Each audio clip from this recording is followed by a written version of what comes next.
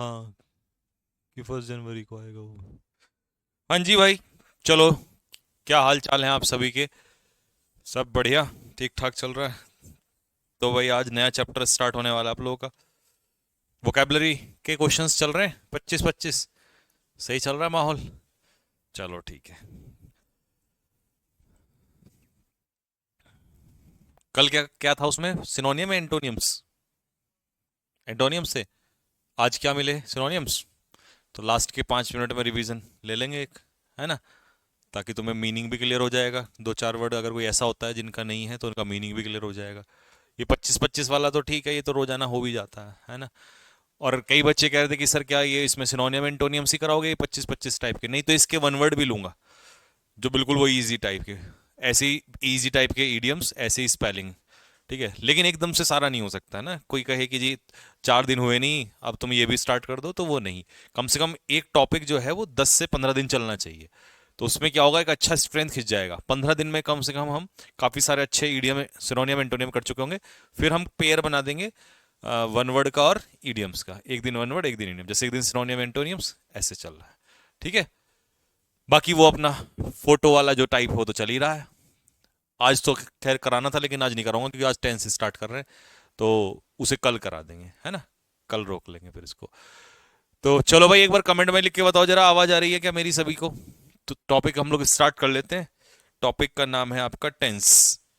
और थोड़ा अच्छे से समझना, बातचीत कमेंट बॉक्स में ना करें बिल्कुल भी, ताकि आप बाद में फिर ये ना पूछो कि सर ये समझ नहीं आया, वो नहीं आया, है ना? और ये चैप्टर मैं आपको बता दूं, ये थोड़ा सा ना, इस चैप्टर में सारा खेल लर्न, ये नहीं, ये डेफिनेशन लर्न करने से ज्यादा ना सीखने पे होगा। नहीं तो इसमें आर्टिकल की तरह ये नहीं कि ये रट लो इसके पीछे आर्टिकल आएगा। ये बड़ा घुमावदार चैप्टर है, बड़ा घुमाने वाला।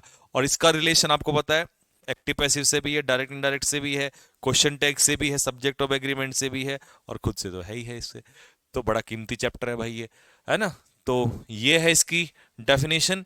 लेकिन हम ये सब जो है, ये तो नोट्स तो आपके पास पीडीएफ में पहुंच ही गए हैं, इसका इस्तेमाल नहीं करेंगे, है ना? ये तो ये बेसिक्स जो है हम आपको पिक्चर मेथड से ही सिखाते हैं आपको पहले। आ जाओ जरा, देखो जी। अगर आपसे कोई पूछता है टेंस है क्या, इस चैप्टर में ना मैं बिल्कुल जल्दबाजी नहीं करूंगा, बिल्कुल भी। क्योंकि जल्दबाजी की तुम्हारे सर के ऊपर से जाएगा, और फिर तुम्हारे सर दर्द बढ़ते ही फिर तुम बोलते हो जी ये क्या हो गया, है ना? तो कई लोगों को क्या है, जल्दबाजी भी चाहिए और बहुत डीप में अच्छे से समझना भी चाहिए, तो दोनों तो एक साथ नहीं हो सकते हैं। तो हम इस चैप्टर में जल्दबाजी को छोड़ देते हैं, बिल्कुल आराम से चलेंगे, बहुत आराम से। लेकिन एक एक बात को सीखते हुए कि ऐसा क्यों होता है। ठीक। चलो जी। तो सबसे पहले तो यही कि टेंस होता क्या है, टेंस का मतलब क्या है। तो देखो टेंस क्या है। मैंने एक सेंटेंस लिखा, आई प्ले चेस। ठीक है। फिर मैंने कहा आपसे, आई प्लेड चेस। लो जी। फिर मैंने भाई कहा आपसे, आई विल प्ले चेस। लो जी। इसको हम कौन सा नाम देंगे, प्रेजेंट। इसको क्या नाम देंगे, और इसको क्या नाम देंगे, फ्यूचर। ये तो सेम है तीनों में, ये भी सेम है तीनों में। इसका क्या मतलब समझू मैं? इसका मतलब कोई गधा भी होगा ना, वो भी समझ जाएगा कि टेंस ना तो तुम्हारा सब्जेक्ट पे डिपेंड कर रहा है, ना तुम्हारा ऑब्जेक्ट पे डिपेंड कर रहा है। टेंस तो मेरे भाई किस पे डिपेंड कर रहा है? ये है असली बात। कोई पूछे अगर टेंस कहां से डिसाइड होता है, तो हम कह देंगे टेंस डिसाइड होता है वर्ब से। I play chess in the morning, in the morning, in the morning. तो तुम कुछ भी कर लो, कहीं से डिसाइड नहीं होगा। टेंस डिसाइड सिर्फ किससे होगा? टेंस डिसाइड होगा वर्ब से। ना नाउन से डिसाइड होगा, ना प्रोनाउन से होगा, ना एडजेक्टिव से होगा, ना एडवर्ब से होगा, ना इंटरजेक्शन से होगा। सिर्फ किससे होगा? वर्ब से। और वर्ब की भी क्या बदल रहा हूं मैं यहां पर, फॉर्म। ये फर्स्ट फॉर्म, ये बेस फॉर्म फिर से मॉडल के साथ। तो इसका मतलब वर्ब की कौन डिसाइड करता है? फॉर्म। तो अगर मुझसे कोई भी पूछेगा आज के बाद कि भैया टेंस क्या होता है, तो मैं कह दूंगा कि वर्ब की फॉर्म जो है वो डिसाइड करती है कि एक्शन कब होगा, और उसी को हम कहते हैं टेंस। इसी बात को इंग्लिश सॉरी डेफिनेशंस में भी लिखा गया है।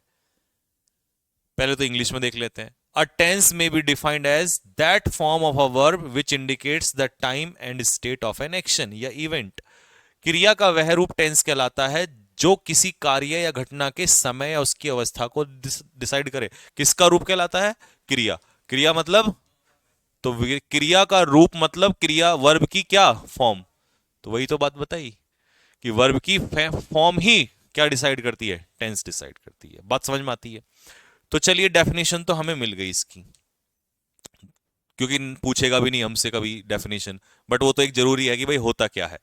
दूसरी बात यह है कि अब इसे पेपर के लिहाज से कैसे पढ़े, इसके क्वेश्चंस सॉल्व करना थोड़ा मुश्किल होता है।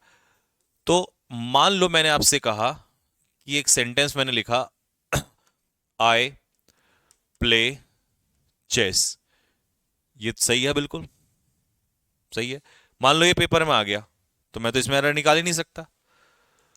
सपोज करो पेपर में ये आ गया, आई एम प्लेइंग चेस। ये सही है गलत है? भाई ये भी सही है, मैं इसे भी गलत नहीं ठहरा सकता। सॉरी। आपने कहा sir I will play chess, भाई ये भी सही है, मैं तो एरर इसमें भी निकाल सकता। अब मैं तो एरर ही नहीं निकाल पा रहा हूं। अच्छा, तो मैं एरर कैसे निकालूंगा?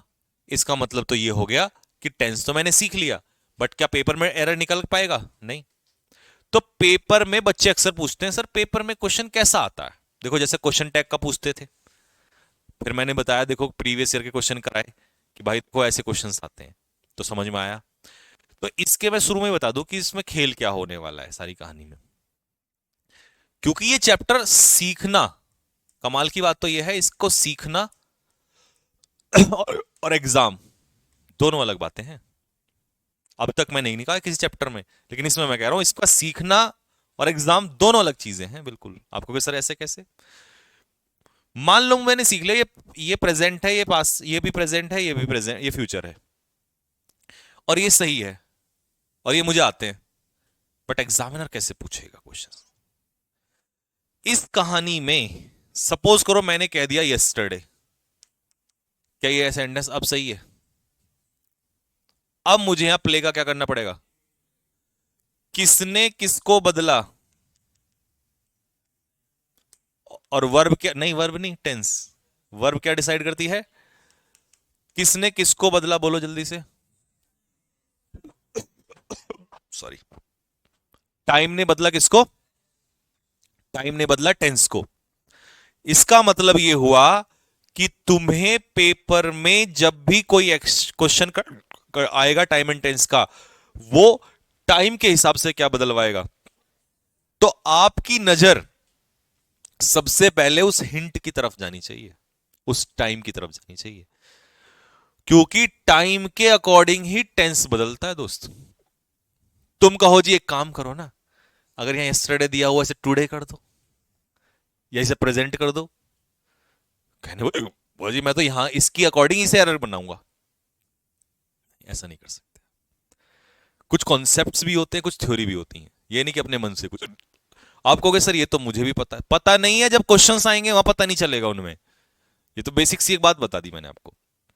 तो अपने माइंड में ये फिक्स कर लो कि जब आप एरर निकालोगे उसका एक लॉजिक और तरीका होता है, और टाइम ही टेंस को बदलता है, टेंस कभी भी टाइम को नहीं बदलेगा। इसीलिए कुछ जगह पर आपने देखा होगा जब टीचर पढ़ाते हैं तो वो चैप्टर का नाम रख देते हैं टाइम एंड टेंस। मैंने इसका नाम टेंस सिर्फ इसलिए बोला है क्योंकि पहले मैं आपको बेसिक सिखाऊंगा, और जब हम साथ के साथ इसको पढ़ेंगे तो टाइम अपने आप ही ऐड कर देंगे, तो बात वही है टाइम एंड टेंस। तो पहला कंफ्यूजन तो बच्चों में ये रहता है यार ये टेंस है या टाइम एंड टेंस है। तो अब समझ में आया कि क्या खेल है, एक ही बात है, सिर्फ घुमाने के लिए है। टेंस चैप्टर का नाम है सीखने के लिए। लेकिन एक बात बताओ, बिना इसके तुम पेपर में क्वेश्चन एरर निकाल दोगे? नहीं निकाल सकते। स्पोकन में तो मैं चेस खेलता हूं इसका अंग्रेजी बनाऊं, आई प्ले चेस। स्पोकन तो ठीक है, स्पोकन में तो बोल रहे हो तो ट्रांसलेट करना पड़ेगा, बट क्या पेपर कभी खड़ा होकर बोलेगा? पेपर तो कभी नहीं बोलेगा। तो पेपर में कौन बोलेगा? पेपर में बोलेगा टाइम। और इसीलिए मजबूरी है उस एग्जामिनर की कि तुम्हें क्या देना पड़ेगा, उसे टाइम देना पड़ेगा। और बिना टाइम के पेपर में क्वेश्चन हो नहीं सकता। तो स्पोकन में तो तुम खूब बोलो, तो इसीलिए टाइम एंड टेंस पेपर के लिहाज से इंपॉर्टेंट है। अब आया बात समझ में? तो जब भी हम किसी टेंस को पढ़ेंगे उसमें ये बेसिक स्ट्रक्चर तो पढ़ेंगे, बट ये भी सीखेंगे कि कौन सी कंडीशंस में ये टेंस लगता है। हमारी दिक्कत क्या है, हम ये तो सीख लेते हैं is am are do does, नहीं, कंडीशंस आर इंपॉर्टेंट। क्योंकि उन कंडीशंस के बिहाफ पे तो तुम क्या बदलोगे, टेंस। पेपर तो नहीं, देखिए पेपर के लायक तो हम तभी बनेंगे ना, टेंस तो हमने सीख लिया, बट टेंस पेपर में थोड़ी होगा। पेपर में तो वो कंडीशंस होंगी, टाइम होगा, जिनके बिहाफ पे हम क्या बदलेंगे, टेंस बदलेंगे।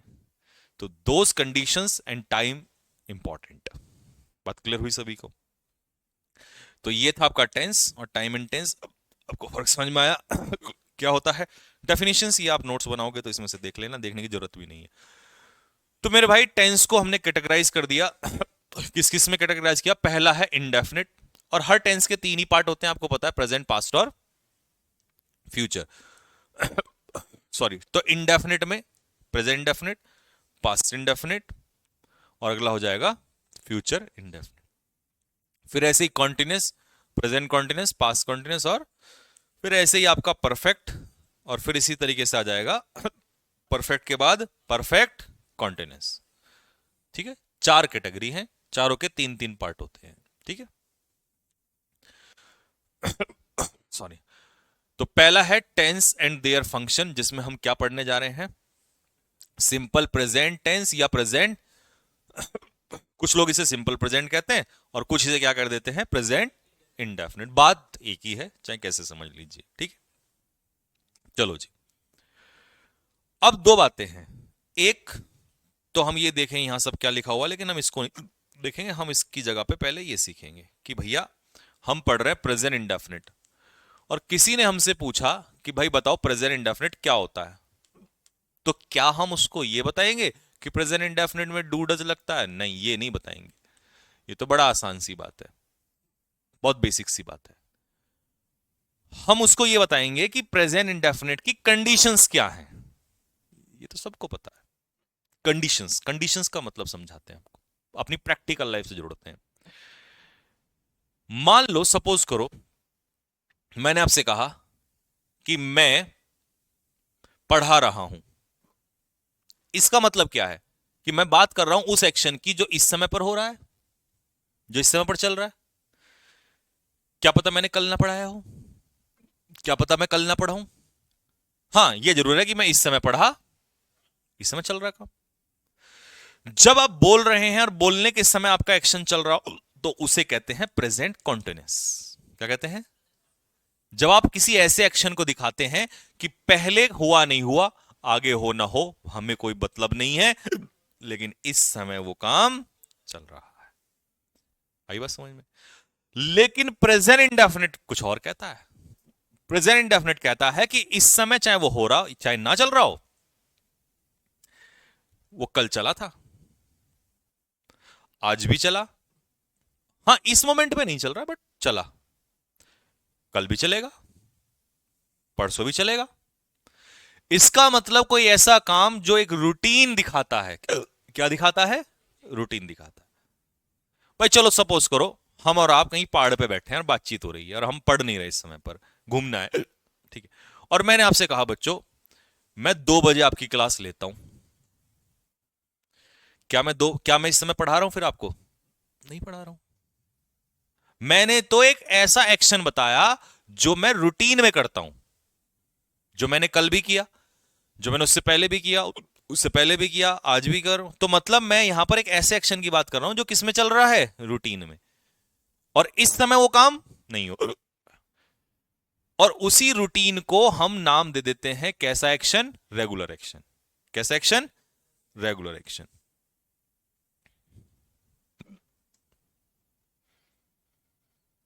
आगे बात समझ में सभी को?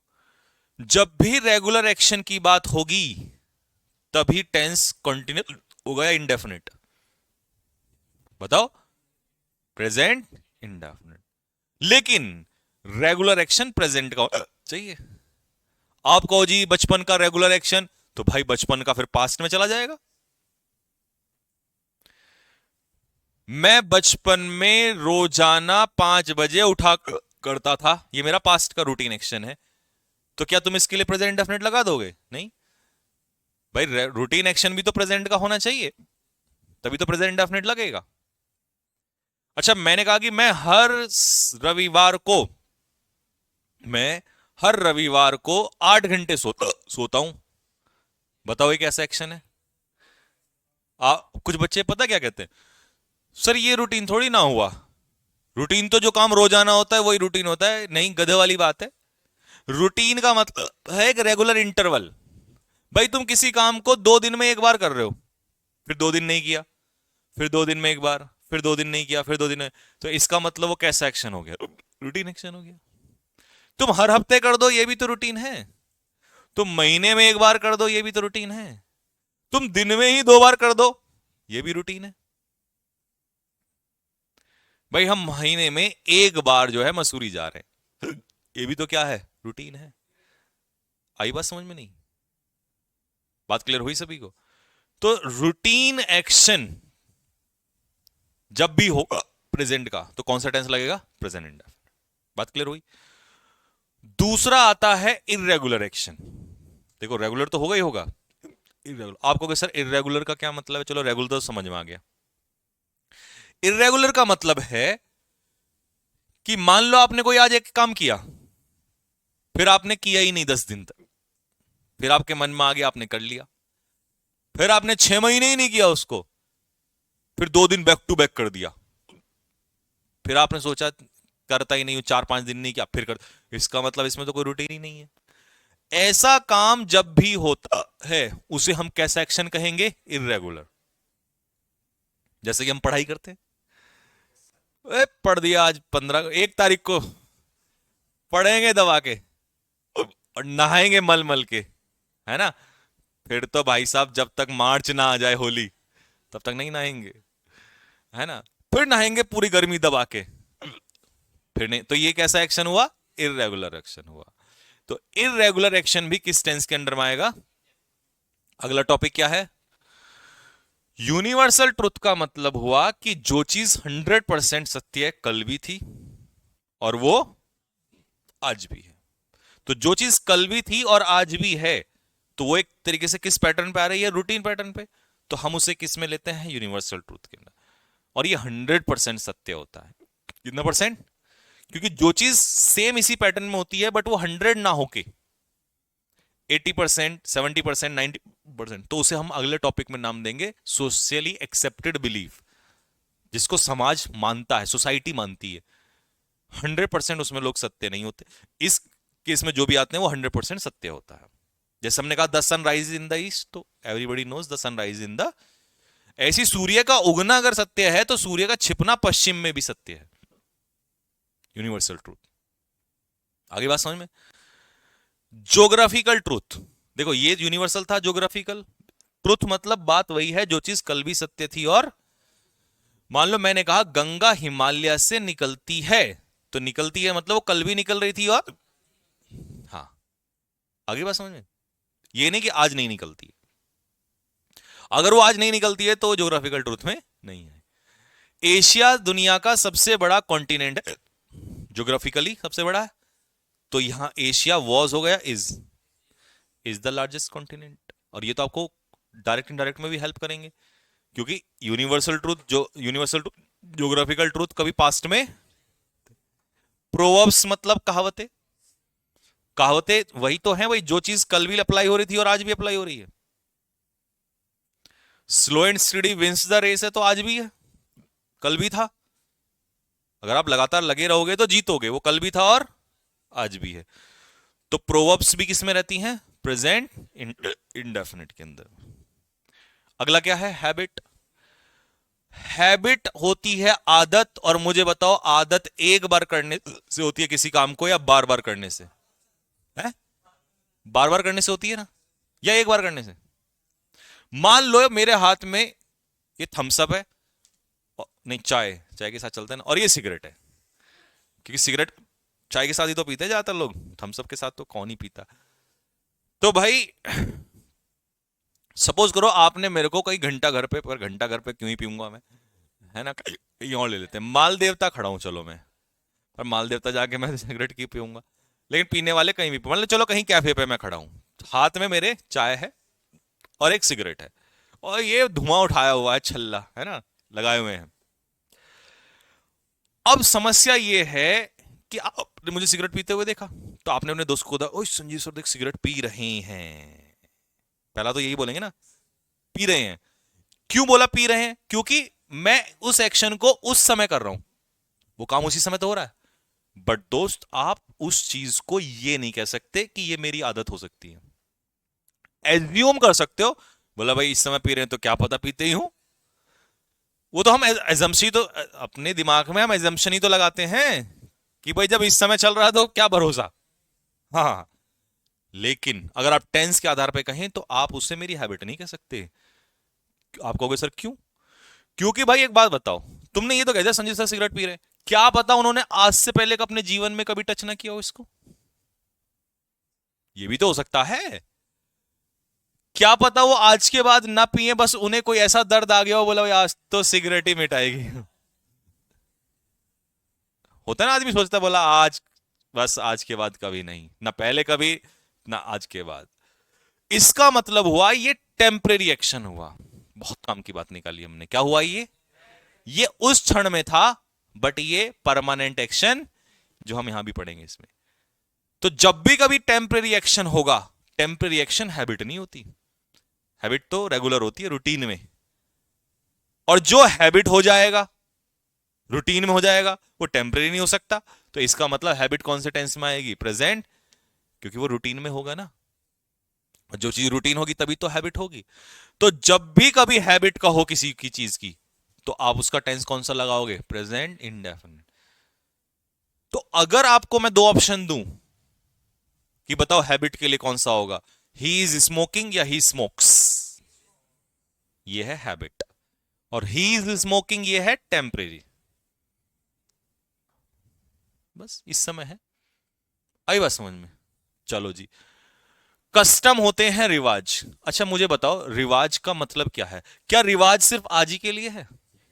रिवाज प्रथा कब बनेगी? वो जब वो चीज कैसे हुई होगी? बार बार। भाई लड़की लड़के के घर जाती है ना, इसका मतलब पहले हुआ, पिछले साल हुआ, इस साल हुआ, बार बार हो रहा है वो। तो जब ये चीज रूटीन में हुई, बार बार हुई, तभी तो हमने उसको कस्टम कहा। और जब वो चीज रूटीन में हो गई तो वो किस में हो जाएगा? Present indefinite. ये थोड़ा ना कहेंगे देख लड़की लड़के के घर जा रही है, इसे टेम्परेरी मान लो, पहले कभी नहीं गई, आगे भरोसा नहीं, आगे का भरोसा नहीं। बट बट होता तो वो आ रहा है ना लगातार, क्योंकि वो तो एक अपना एग्जाम्पशन है कि भरोसा नहीं। तो रिवाज हम उसी को, अच्छा जब वो खत्म हो जाएगा तो रिवाज ही नहीं रहेगा, अगर रिवाज है तो रूटीन में चलेगा, है ना। परमानेंट एक्टिविटी सुन लो अब, ये जरा ध्यान से सुनना, मैं दो सेंटेंस बोलूंगा।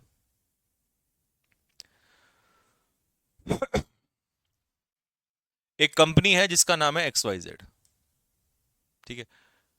तो मैंने आपसे कहा, मान लो मैं आपसे 10 साल बाद मिला और मैंने कहा बच्चों मैं XYZ कंपनी में काम कर रहा हूं, और दूसरा कहा बच्चों मैं XYZ कंपनी में काम करता हूं। इन दोनों बातों में क्या फर्क है? I am working in XYZ company और I work in XYZ company, सही दोनों है। अगर कोई ये कहे ना ये गलत है, देखिए मैंने इसीलिए कहा था, पेपर में मान लो आगे आई वर्क इन XYZ कंपनी, ये भी सही, आई am working in XYZ company, ये भी सही है। तो पेपर में ये आ ही नहीं सकता, इसीलिए मैं कहता हूं ये पढ़ना इस चैप्टर का नाम अलग है, और पेपर क्या आएगा उसे भूल जाओ, वो हम बाद में देख लेंगे। दोनों सही हैं, बट दोनों में डिफरेंस क्या है? एक का मतलब है जब एक आदमी ने कहा बेटा आई वर्क इन XYZ कंपनी, तो आपके समझ में आ गया कि यार इस बंदे का मतलब है ये इसमें ही परमानेंटली काम करता है। लेकिन अगर मैंने कहा आई am working in XYZ company, तो इसका मतलब है कि जरूरी नहीं है मैं पहले काम कर रहा था और आगे करूं, इस समय मेरा काम चल रहा है इसमें आजकल, क्या पता मैं इसमें स्विच ऑन हो जाऊं, या मैंने अभी ज्वाइन किया हो, पहले ना किया हो। तो जब आप प्रेजेंट कॉन्टिन्यूस की बात करते हैं तो वो टेम्परेरी एक्टिविटी होती है, और जब आप प्रेजेंट इंडेफिनिट की बात करते हैं तो वो कैसे होता है? Permanent activity. आई बात समझ में? और यही कारण है कि आपसे कोई पूछ ले आई एम अ बॉय, मैं एक लड़का हूं, कि ये कौन सा टेंस है? और जो कोई ये कह दे कि I am a boy present continuous tense है, तो मेरे भाई ये टेम्परेरी नहीं हो जाएगा?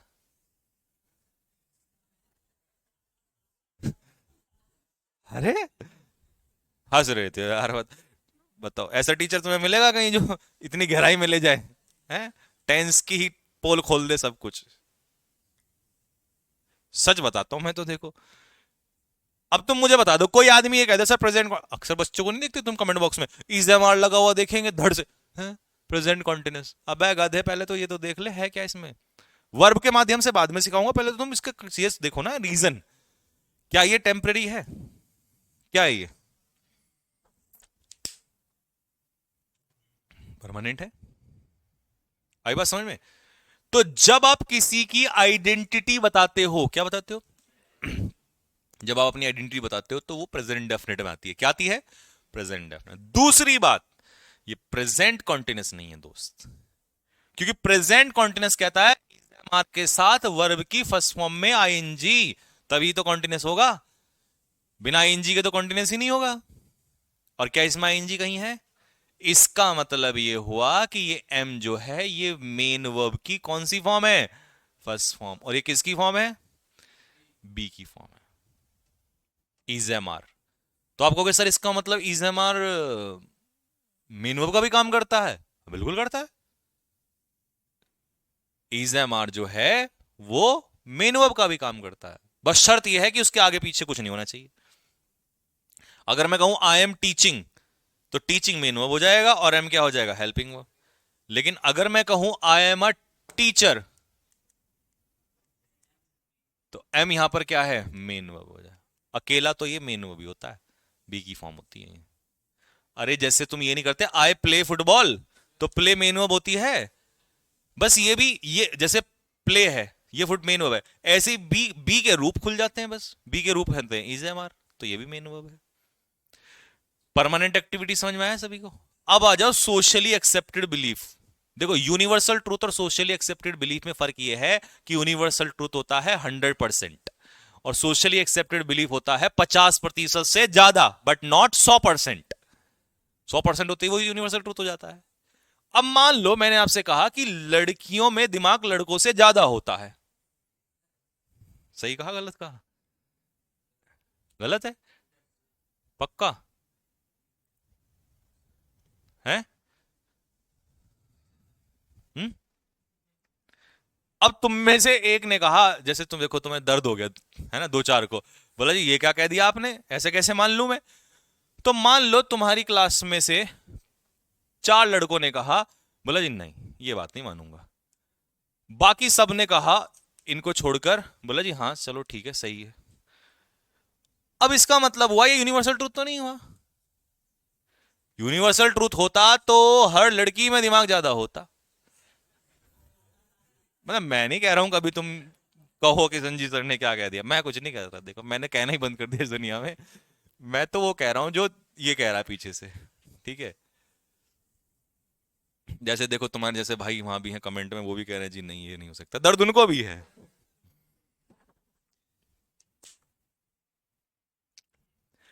तो इसका मतलब ये हुआ कि लड़कियों में लड़कों से ज्यादा दिमाग होता है, ये यूनिवर्सल ट्रूथ नहीं है। इसे हम क्या कह सकते हैं? सोशली एक्सेप्टेड बिलीफ कह सकते हैं, ठीक है? और ये क्वेश्चन छोड़ो, मैं आपको दूसरे क्वेश्चन पर लाता हूं।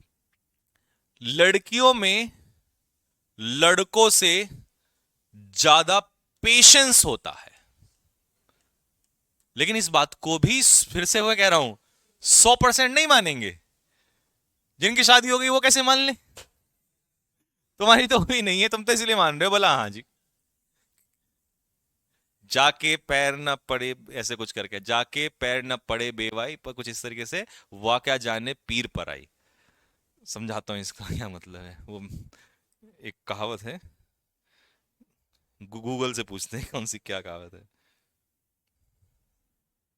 पता लगा गूगल भी कह रहा है। जाके पैर ना पड़े बेवाई, वो का जाने पीर पर आई। कहावत आएगी निकल के, हाँ सॉरी। जाके पाँव न फटी बिवाई, वो क्या जाने पीर पर आई। ये है, दोबारा सुनिए। जाके पाँव न फटी बिवाई, वो क्या जाने पीर पर आई। इसका मतलब है जिस मनुष्य पर कभी दुख न पड़ा हो वो दूसरे का दुख क्या समझे। तो तुम्हारी कहानी जो है वो ये है, जाके पैर न पड़ी बिवाई। जब शादी हुई नहीं है तो तुम्हें उस दुख का क्या पता क्या होगा। तो तुम अभी उस वाली कंडीशन में हो, है ना। जिसकी हो गई उनको पता होगा, है ना। वो कहेंगे नहीं आपकी बात तो गलत है सर, ये नहीं। आप सभी सहमत हैं। तो इसका मतलब सोशली एक्सेप्टेड बिलीफ में 100% लोग किसी भी बात से सहमत नहीं हो सकते। मान लो मैंने कह दिया mother is the first teacher of a child, किसी बच्चे की पहली टीचर मां होती है। इसमें भी 99 क्या पता मान ले, बट एक केस में तो कोई ना कोई कह देगा क्यों पिताजी कहां चले गए, है ना। तो ये इसीलिए इन चीजों को हम क्या कह देते हैं, सोशली एक्सेप्टेड बिलीफ कह देते हैं एक तरीके से, ठीक। हाँ ये कह दे मान लो चलो कि लड़के लड़कियों से ज्यादा बलवान होते हैं। अब देखो क्योंकि तुम लड़के हो ना सारे, तो तुम कह दो कि हाँ जी बिल्कुल ये तो यूनिवर्सल ट्रूथ होना चाहिए, लेकिन नहीं। कुछ लड़के लड़कियों से भी ज्यादा, लड़कियों से भी, और लड़की तो फिर भी ठीक दिखती हैं, वो लड़कियों से भी ज्यादा खतरनाक होते हैं, है ना। तो वो दिक्कत में होते हैं बेचारे। तो फिजिकली स्ट्रांग हर लड़का तो नहीं होता है ना। तो इसे यूनिवर्सल ट्रूथ कहोगे या सोशली एक्सेप्टेड, सोशली एक्सेप्टेड, है ना। अब मान लो पेपर में आ गया boys are stronger than girls, तो ये सोशली एक्सेप्टेड बिलीफ है। ये कभी पास्ट में नहीं हो सकता, बस समझे ना। बॉयज वर, आर का वर होते थे, अब नहीं होते, नहीं होते हैं भाई। तो इसका मतलब है सोशली एक्सेप्टेड बिलीफ जैसे ये होता है ना सोशली एक्सेप्टेड, यूनिवर्सल ट्रूथ भी वैसा ही है, बट फर्क समझा दिया मैंने। तो ये भी पास्ट में कभी नहीं जाते हैं। यहां तक समझ में आ गया भाई, 9 तक। अब सुनो, तुम्हारे पेपर तक इतने ही काम के हैं, मैंने इसके बाद हटा दिए हैं कई सारी चीजें। कभी तुम सुनो कि न्यूज़पेपर में भी यूज होता है, जनरली टीचर्स पढ़ाते थे, न्यूज़पेपर में भी, कमेंट्री में भी, हेयर देयर से भी, है ना। और इसका मतलब है वो सिर्फ अब टाइम पास हो रहा है और सिर्फ ये दिखाने की कोशिश हो रही है कि मैं इतने सी चीज जानता हूं। मेरे जैसा आदमी, मुझे पता है मैंने एयरफोर्स का 50 बार एग्जाम दिलवा लिया बच्चों को, तो आई नो कि इसमें इतना ही आता है, इससे ऊपर उसका कोई आना ही नहीं है। तो कहने का यहां यह भी मतलब है कि अगर कुछ चीजें छोड़ी जा रही हैं, तो देखिए इंग्लिश है, लिमिट नहीं है, लैंग्वेज है, तमाम चीजें हैं, बट सारियों का कोई रीजन नहीं बनता ना। जो चीज हमारे एग्जाम से लेना देना नहीं है तो फिर, नहीं तो इसे तो 1 महीना पढ़ा दूंगा मैं चैप्टर को। समझ गए ना बात को मैं क्या कहना चाहता हूं, व्हाट आई मीन टू से। तो इफ यू थिंक कि ये वाई तुमने क्यों छोड़ा है, तो उसका रीजन मैंने आपको बता दिया, ठीक। तो यहां तक तुम्हारा आ जाओ, अब जी आ जाओ। पहला क्या है, रेगुलर एक्शन। तो रेगुलर, अगर हमसे कोई पूछे प्रेजेंट इंडेफिनिट क्या है, तो हम कहेंगे जिसमें क्या आता हो, रेगुलर एक्शन। दूसरा, तीसरा, चौथा, पांचवा, छठा, सातवां, आठवां और नौवां। और एक चीज जो हमने यहां छोड़ दी है, लेकिन काम की चीज तो हम छोड़ ही नहीं सकते, 10वां, वर्ब्स ऑफ स्टेट। क्या बताया, वर्ब्स ऑफ स्टेट। अब यहां से सुनो, हमारी जो क्रियाएं होती हैं, वर्ब होती हैं, वो 2 प्रकार की होती हैं। एक होती हैं वर्ब ऑफ एक्शन और एक होती हैं वर्ब ऑफ स्टेट, ठीक है। इन दोनों में क्या फर्क है, इनका फर्क यह है कि वर्ब ऑफ एक्शन जो है वो कंटिन्यूटी में हो सकती हैं, लगातार कंटिन्यूटी में आ सकती है, क्योंकि एक्शन का मतलब है कंटिन्यूटी। और जो स्टेट का मतलब है अवस्था या स्थिर। तो जो चीज स्थिर है, क्या वो मूव मूव कर सकती है, नहीं। भाई ये दीवार है, मैंने कहा ये स्थिर है, तो क्या ये भागने लगेगी, नहीं। समझ में आ गया ना। अब मान लो मैं हूं वर्ब ऑफ एक्शन, तो मैं चल दूंगा। तो अब तुम ऐसे समझ लो कि ये वर्ब ऑफ स्टेट है। वर्ब ऑफ स्टेट कॉन्टिन्यूस में नहीं आती, क्योंकि वो तो एक जगह खड़ी हुई है, और एक जगह खड़ी हुई होना वो प्रेजेंट इंडेफिनिट के अंदर होता है। कॉन्टिन्यूस में तो तुम्हें क्या करना पड़ेगा, चलना पड़ेगा। और चलने वाली कौन सी वर्ब होती हैं, तो वर्ब ऑफ एक्शन जो है। अच्छा सुनो, मैं स्थिर भी हो गया और मैं चल भी सकता हूं, तो वर्ब ऑफ एक्शन को बच्चे पूछते हैं कि सर क्या ये वर्ब ऑफ एक्शन केवल कॉन्टिन्यूअस टेंस में इस्तेमाल होती है? नहीं, गलत। ये इंडेफिनिट में भाई स्थिर भी हो सकती है, ये इंडेफिनिट में भी हो सकती हैं, और दोनों में आ सकती हैं। लेकिन दोस्त ये केवल किस में आती हैं? किस में आती हैं? आई बात समझ में?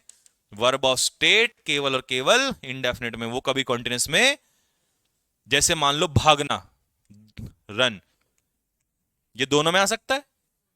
ईट, खाना, टीच, दोनों में आ सकता है।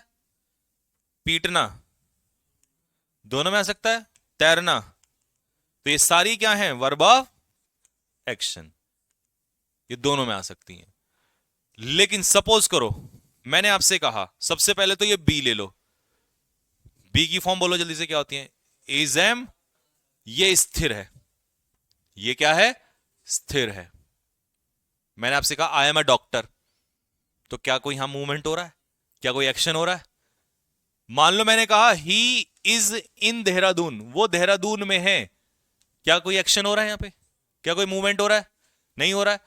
मैंने कहा आई बिलोंग टू देहरादून, मैं देहरादून का निवासी हूं, बताओ क्या एक्शन हो रहा है इसमें?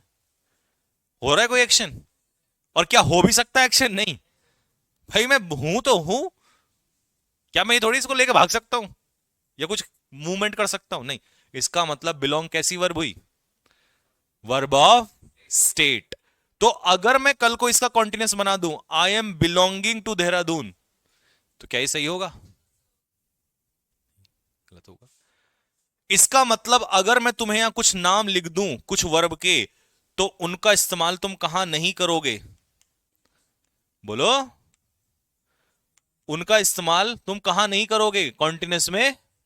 सिर्फ कौन से टेंस में करोगे? इंडेफिनिट में। बात क्लियर हुई? तो बता दो वर्ब ऑफ एक्शन कहां कहां यूज हो सकती हैं? है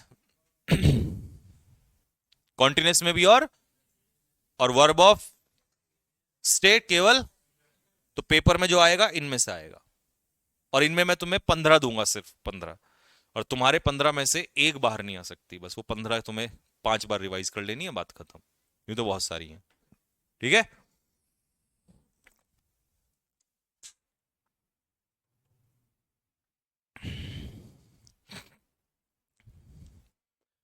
अब चलते हैं स्ट्रक्चर की तरफ, पढ़ लेते हैं स्ट्रक्चर। ठीक है। सिंगुलर सब्जेक्ट, प्रेजेंट इंडेफिनिट कहता है अगर तुम्हारा सब्जेक्ट सिंगुलर होगा तो तुम्हें क्या स्ट्रक्चर बनानी है? ये सारे सब्जेक्ट वो हैं जो सिंगुलर हैं, तो तुम्हें क्या करना होगा? वर्ब की फर्स्ट फॉर्म के साथ क्या लगाना पड़ेगा? एस या ईएस। और निगेटिव में कौन सी हेल्पिंग वर्ब लोगे? डज। ठीक है। तो ये स्ट्रक्चर ये रही, लेकिन आप ये हाँ एग्जाम्पल पे चलेंगे बाद में। एक काम करता हूं मैं, थोड़ा सा अपने तरीके से समझाता हूं आपको, लिखा हुआ छोड़ो। अगर आपका सब्जेक्ट सिंगुलर है, भाई सब्जेक्ट ऑफ एग्रीमेंट पढ़ा दिया तो सिंगुलर प्लूरल तो वहां बता ही दिया ना, तो उसमें प्रेजेंट इंडेफिनिट की स्ट्रक्चर क्या रहेगी सिंगुलर के लिए? सबसे पहले हमने क्या लेना होता है? सब्जेक्ट प्लस वर्ब की कौन सी फॉर्म। लेकिन क्योंकि ये सब्जेक्ट सिंगुलर है तो क्या खेल खेलना होगा? एसिया, और प्लस क्या आ जाएगा? निगेटिव। बताओ जल्दी से क्या बनेगा, अपने मन मन में सोचो। निगेटिव एक ही बार में लिख दोगे तो याद हो जाएगा।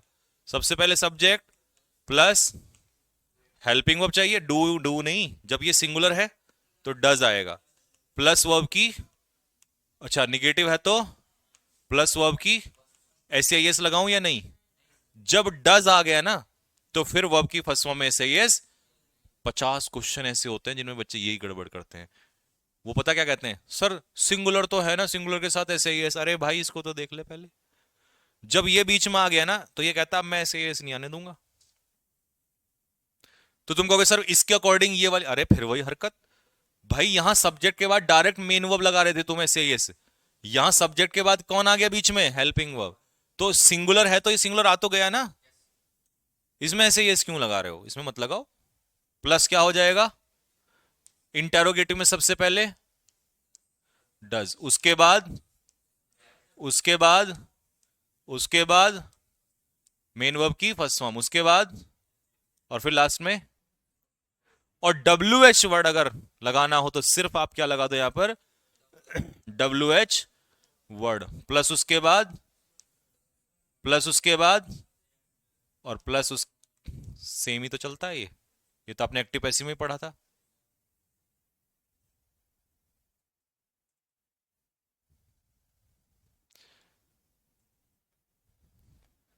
बहुत बुरे हैं इस क्लास के सभी बच्चे, नोट्स मांग रहा हूं कोई नहीं दे रहा है।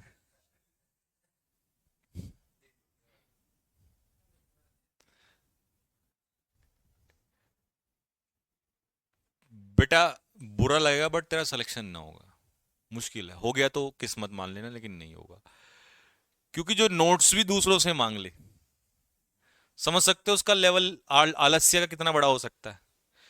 जिसके अपने नोट्स भी नहीं है ना, मतलब वो बिना हथियारों का योद्धा है युद्ध में, वो ना टिके 10 मिनट भी। जिसके पास अपने हथियार ही नहीं है, वो क्या योद्धा है, कुछ नहीं है। तो बेटे ऐसे और भी अगर दो चार हों तो एक काम करो, पढ़ना वढ़ना बंद करो और अपना कोई काम दिहाड़ी मजदूरी या कुछ जो भी है, बिजनेस बिजनेस जो तुम खोलना खोल लो, सही है, बता रहा हूँ, मैं सच बता रहा हूँ। ये 2-4 साल घर वालों का पैसा लगाओगे, टाइम भी बड़ा, इतना तो बढ़िया चल जाएगा जो काम भी करोगे। जिस काम को कर रहे हो शिद्दत से करो, फेल भी हो जाओगे तो सीखने को तो मिलेगा। लेकिन यहां तो तुम पता है पहले तो फेल ही होना है और सीखोगे कुछ नहीं, क्योंकि तुम सीख ही नहीं रहे हो। समझ में आई ना बात? तो जो काम करें वो शिद्दत से करें।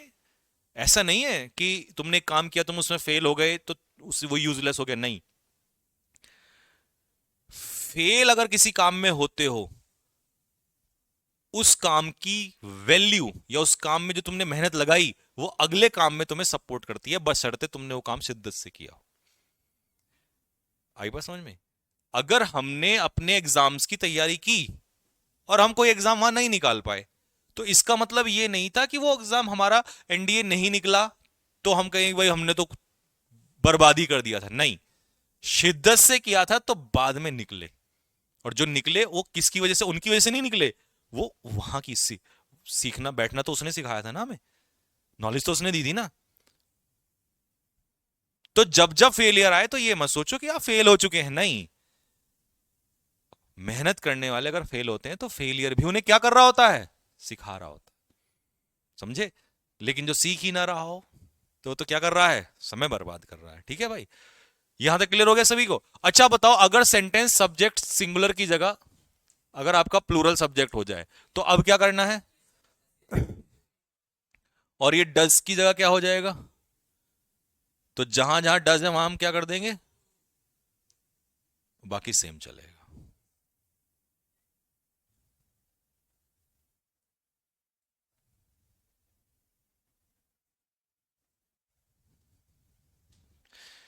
अब वो कह रहा है कि सर पैसे ले लो, फ्री में नहीं मांग रहा हूं।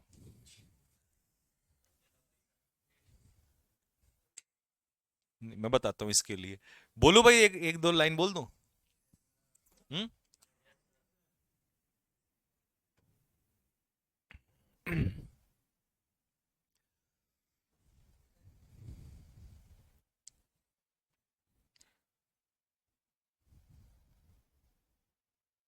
आपको पता है भगवान कृष्ण के दोस्त थे एक सुदामा, सुना तो होगा कभी कभी आपने। वो अपने उसमें मुट्ठी पोटली में चावल लेकर आए थे, है ना? हाँ। जब जब वो एक मुट्ठी खाते थे तब तब पूरा ब्रह्मांड का एक हिस्सा देने लग जाते थे। क्यों? लोग सोने चांदी लेकर भी आए होंगे उनके पास, या इच्छा रखते होंगे कि हमें दे दें, लेकिन उसी को क्यों दे रहे थे? क्योंकि वो सुदामा मांगने नहीं आए थे, आपको बताऊं। वो बात अलग है, उनकी पत्नी ने बोला था जाओ अपने दोस्त के पास, तुम्हें कुछ दे देगा। कैसा दोस्त है तुम्हारा? उसमें भी वो आते आते इसलिए परेशान थे कि मैं अपने किस मुंह से दोस्त से मांगू, कहीं ऐसा ना हो गलत सोच ले कि दोस्ती में। तो मेरे दोस्त, प्यार से आप किसी की जान मांग लें, वो दे सकता है, लेकिन आप कीमत अगर किसी चीज की लगाओगे तो खुद भी बिक जाओगे, तब भी ना मिल पाएगा कोई। तो ऐसा हमेशा नहीं है कि आप किसी चीज को कीमत से पा सकते हैं। और शिक्षा, शिक्षा, प्यार, ये वो चीजों में से हैं जो पैसे दे के भी लोगों को नहीं आता। अगर ऐसा होता तो हर अमीर का बेटा जो है पढ़ा लिखा होता, हर अमीर का बेटा पढ़ा लिखा होता, और गरीब का कोई बच्चा पढ़ता ना। लेकिन ऐसा तो नहीं है। हाँ, अगर कोई बच्चा पढ़ रहा है, अमीर का बेटा पढ़ रहा है, अब अमीर का बच्चा पढ़ रहा है, तो इसलिए नहीं कि उसके बाप के पास पैसे हैं, इसलिए कि वो बच्चा उसकी वैल्यू करता है। नहीं तो बड़े अमीर बाप की औलाद भी होती हैं जिनको कुछ जीवन में समझ नहीं आता, और छोटे घर परिवार के बच्चे भी होते हैं अब्दुल कलाम के जैसे, वो भी बहुत आगे निकल जाते हैं। तो कुछ चीजें मेरे भाई पैसे से नहीं खरीदी जा सकती। लास्ट लाइन सुनता जा, लास्ट में बुरा लग रहा होगा तेरे को। मनी कैन बाय एनीथिंग, लिख लेना इस बात को। मनी कैन बाय एनीथिंग, पैसा सब कुछ खरीद सकता है, मतलब कुछ भी, सॉरी, पैसा क्या खरीद सकता है? कुछ भी। ये ताकत है पैसे की, सही बात है। Money can buy anything but not everything. ये अपने दिमाग में सेट कर लेना। ये बात सही है कि सब, ज्यादातर सारी चीजें खरीद लेगा, पर हर चीज भी नहीं बिकती दोस्त। तो मेहनत कर ले, ये पैसे को अपनी जेब में रख के घूम। चले भाई, एग्जाम्पल्स पे आ जाएं आप जरा। अच्छा, तुमने एक काम करना है, जब भी तुम्हें क्वेश्चन दिखाई दे, तुमने उसमें एरर नहीं निकालना। तुम उसमें, क्योंकि मैंने कहा टेंस का क्वेश्चन जब भी होगा, टाइम ढूंढो या सिचुएशन ढूंढो। तो तुम हर सेंटेंस में सिचुएशन ढूंढ के मुझे बता दो और फिर क्वेश्चन हो जाएगा। पहले में सिचुएशन ढूंढ दो।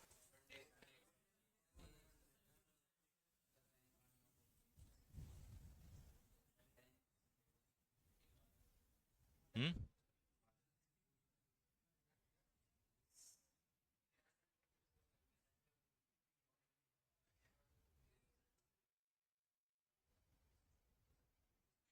बताओ। बताओ बताओ। देखो, ऑन संडेज, ऑन संडेज का मतलब बताओ क्या होता है? Every Sunday. अब एवरी संडे का मतलब क्या है? कॉन्टिन्यूस या रेगुलर? Every Sunday regular. और रेगुलर एक्शन कॉन्टिन्यूस में आता है या इंडेफिनिट में? तो आंसर क्या होना चाहिए? Do not open. Present definite पे तो डू डज ही लगेगा, इज एम आर थोड़ी लगेगा। और मैंने डज क्यों नहीं लगाया? सब्जेक्ट ऑफ एग्रीमेंट भी बनेगा, प्लूरल है तो डू लगेगा। इस क्वेश्चन को पढ़ो। क्लाउड्स होल्ड वाटर, पानी, बादल जो है पानी को क्या करते हैं? होल्ड करते हैं। कौन सा पानी? जो उड़ जाता है कहां से? लैंड से या सी से। और बाद में वो पानी लौट जाता था या लौट जाता है रेन या स्नो के रूप में। याद, क्वेश्चन को पढ़ के एक चीज फील नहीं हो रही है? Exactly, geographical truth. और ज्योग्राफिकल ट्रूथ कभी पास्ट में, ये घटना तो कल भी होती थी, आज भी होती है। तो आंसर क्या हो जाएगा? टर्न्स। इस क्वेश्चन में हिंट, हिंट बताओ इस क्वेश्चन में क्या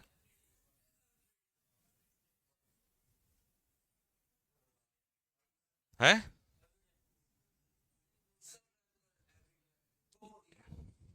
एवरीडे। और एवरीडे का मतलब है रूटीन। तो आंसर क्या हो जाएगा? गोज।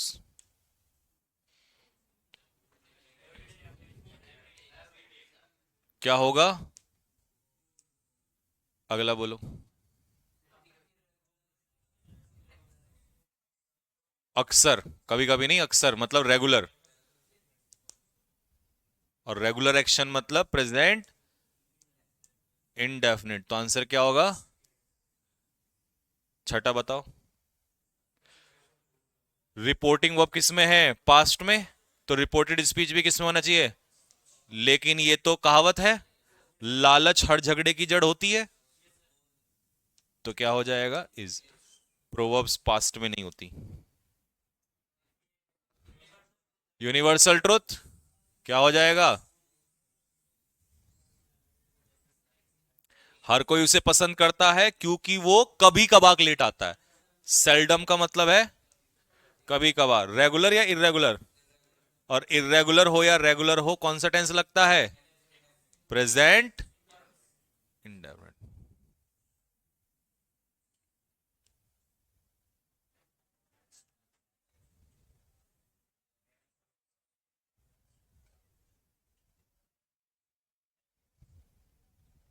बोलो।